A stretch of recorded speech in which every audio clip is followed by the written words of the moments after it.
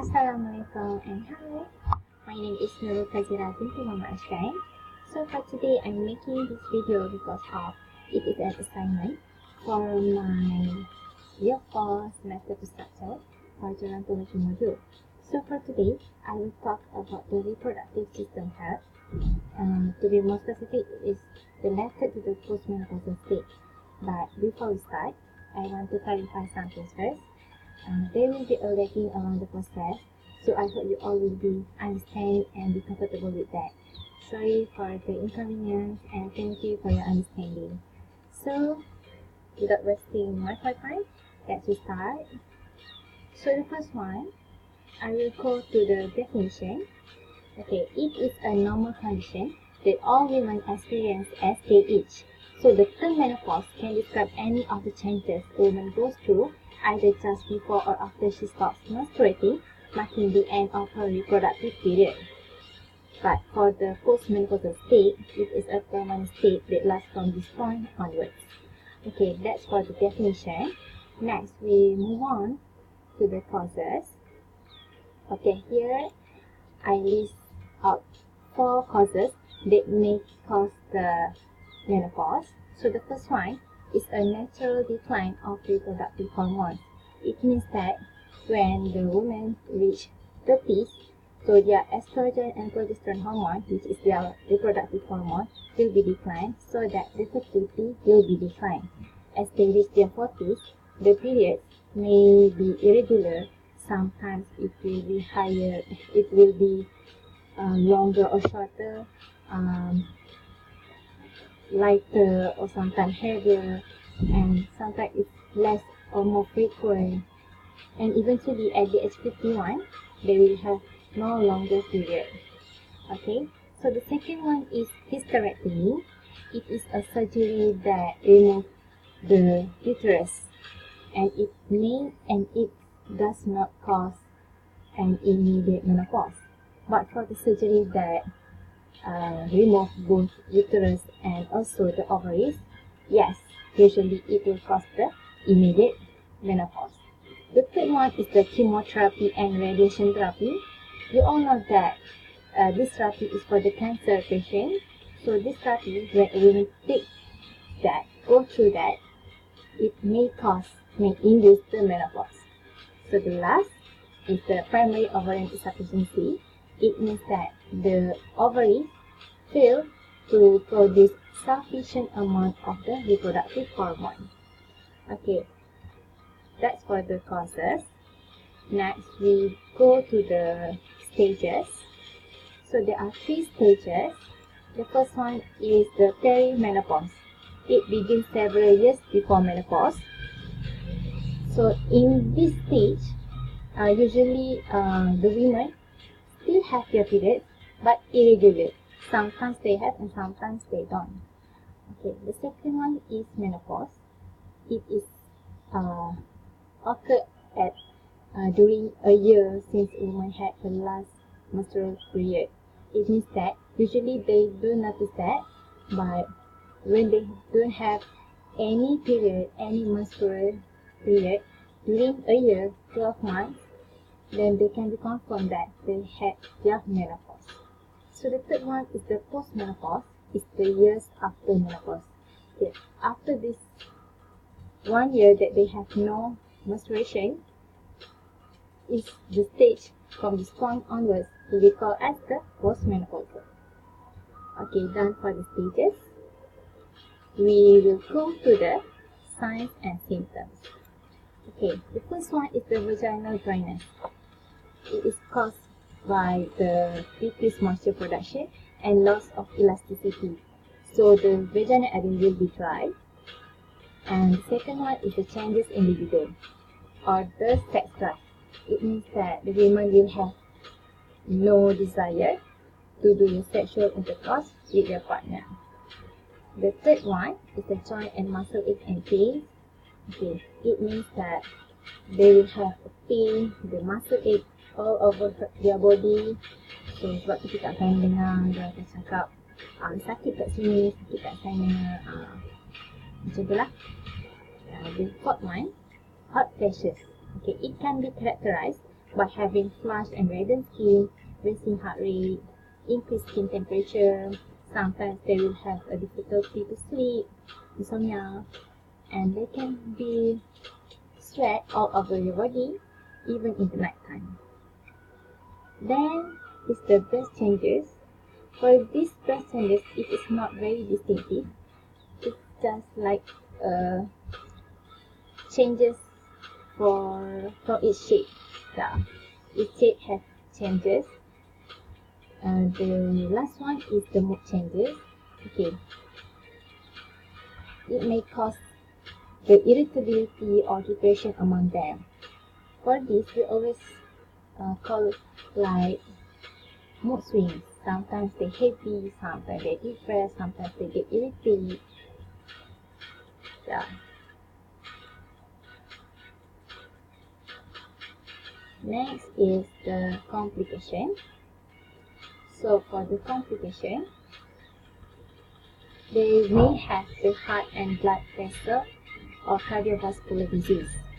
So for this one, when the estrogen decreases, the risk for having a heart and blood vessel disease will be increased.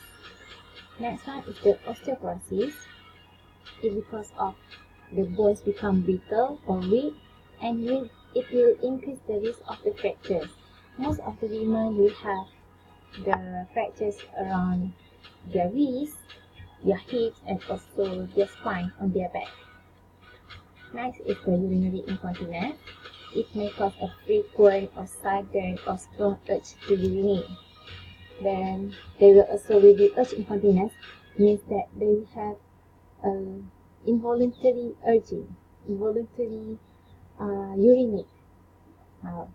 Then for the stress incontinence means that when they laughing, when they do something that such as lifting heavy things, okay, it will cause the stress incontinence.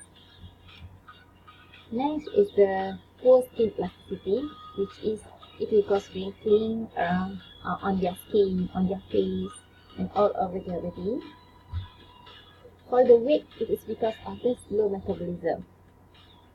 As you can see, the higher the age, the increase the age, the lower the decrease their metabolism.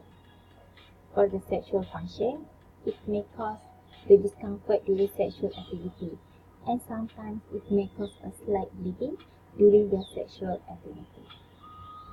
Okay, done for the complications. Next, I will go to the treatment.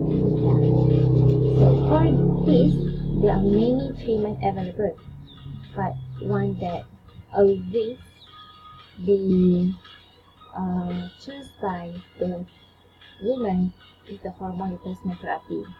But mostly women will not do any therapy, will not get any treatment, as they can be more comfortable with the signs and symptoms without taking any therapy, any treatment.